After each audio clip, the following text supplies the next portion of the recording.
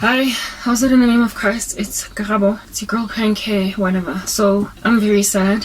And today there's power. Well, there actually wasn't. I'm recording this shortly after it returned, so there is actually no power. I just came across a news headline that flashed on my computer. Not my computer, my cell phone. The name of the news headline was "Essay urged with urgency" or "Essay urged with haste" or whatever to protest against power cuts. I did say that this would result in a civil war, and already there are evidences in the media that this might just happen. Now, if the country is urged to protest against power cuts, they've been advised to do that.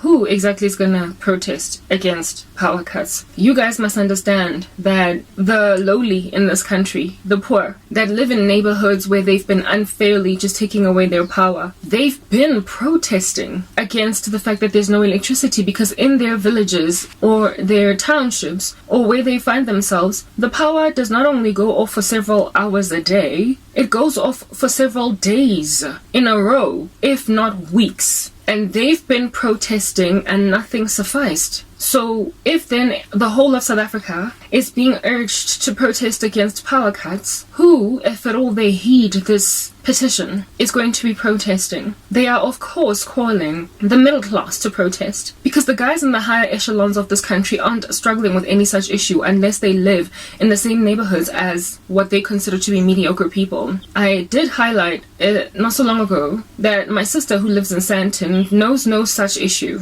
and yet we live where we are at and there are such issues. I am incredibly miserable right now because I've just been attacked by an onslaught of sorcery, and so I really don't have the energy inside me to be dealing with just freaking 2 hours of darkness. I don't. But I'm going to inevitably endure them in the next 3 hours, because the power cut that I just come out of now was 3 hours and 20 minutes long. Just some arbitrary time. So they're not even sticking to a roster. It happened while I was sleeping and I woke up in the middle of it. So it must have commenced at 7 or 8 in the morning. And then by the time I woke up, it was still just kind of going. That is this country. They're calling people who live in certain neighborhoods to protest, because there are people who live in certain neighborhoods that just don't have to, because they don't have this problem. I already spoke that this is literally like the days of apartheid again. Only people who are protesting are the only ones who are oppressed. So in black townships, Indian neighborhoods, and colored neighborhoods, they're the ones that, I guess, rose up and protested. But white people were not going out from their suburbs, or at least those that were not interested in fighting for the struggle, to protest against their wicked government. Literally, it depends on where you are cushed. It depends on where you are benefited by the system. But anyway, I'm not here to talk about the power cut crisis in the country. I am starting to care less, except how can I care less, because I'm really just going through it. And I need power to freaking get through the day. I promise you, if I don't even know when these solar panels are coming. Here is another week that has come and gone that they're not installing them. They can't come fast enough, but they're eventually going to come. And when they do, I'm going to be reprieved. But the level of depression that I am in right now, the spiritual war, I cannot even begin to calculate it to you. It's so exorbitant that this is the kind of stuff that pushes a person that would have pushed another day right off the precipice. So thank God that he knows how to protect these Christians, because this is what it is that I keep on dreaming about.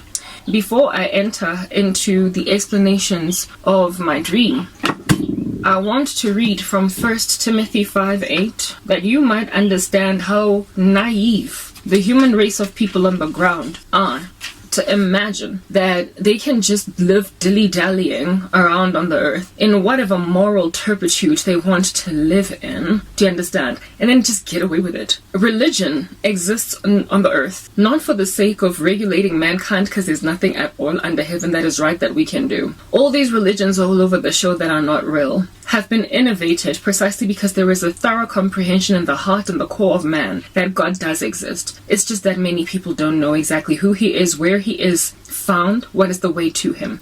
So if so many people can suspect there is a God, enough for them to manufacture religions from the ground up, you there sitting in your incredible insanity with all the darkness that you can conjure up from your dark heart, how under heaven do you anticipate that you're going to get away with such a violent involvement in sorcery and continue to live out the rest of your days with no ramifications at all? Mankind is not dumb nor stupid, and many of the things that we speculate into or that we suspect tend to to sort of kind of, lean us towards that which is actually true. So our obsession with religion is evidence that there is a God. The invisible qualities of God are all over creation, and we also have a conscience that tells us that there is a God. So you who are sitting there in your buffoonery, anticipating there is no God, indeed, the scriptures speak of you as one such human being, a buffoon. Only the fool says in his heart there is no God. My whole family are buffoons. And I am devastated right now because there is a scenario that unpacks in my life that really just grates the living daylights out of me, that makes my situation worse than it already is.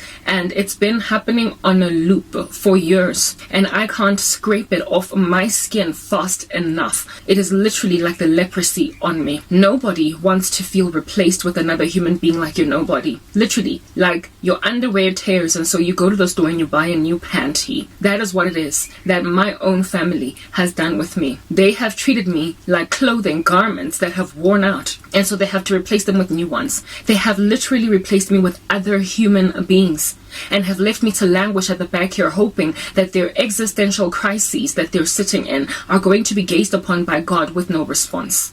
1 Timothy 5 verse 8, this is what it is written herein. But if anyone does not provide for his relatives, and especially for members of his household, he has denied the faith and is worse than an unbeliever. My relatives are all professors of the faith that is Christianity. So in and of themselves, they subscribe to some form of religion. They're not so foolish as to anticipate that there is no God. So at least they're one up on the atheist. But they are incredibly naive to imagine that they can do this to me and get away with it. The sorrow of my soul for the past, I don't know how many years, 8, has been precisely because people have done everything in their power to pretend that the date of my birth was some kind of a blob, a fluke, a glitch in the atmosphere that happened, and ooh, look, here a human being came into existence. They're trying to act as if though I've never had any impact on anybody, touched anyone positively or negatively for that matter. Like I've just not had some kind of a footprint that is worthy of, I don't know, perusing like an archaeologist. To go and grab a human soul and make out of them absolutely nothing that way is for you to be condemned. Do you understand? It is written in Psalm 139 that we are fearfully and wonderfully made. It is actually my favorite psalm.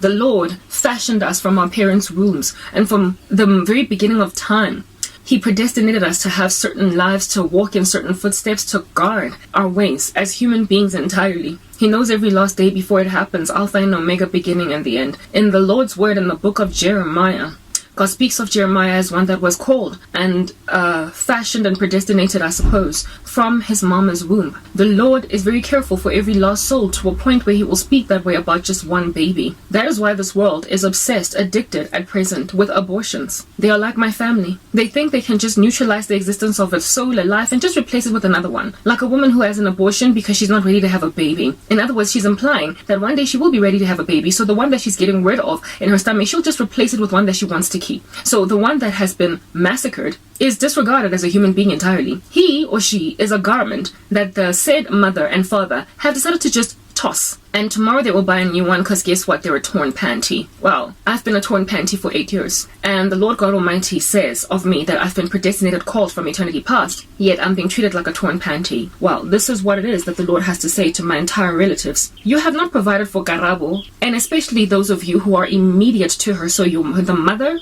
the sisters, the dad. You on that day have denied the faith and are worse than an unbeliever.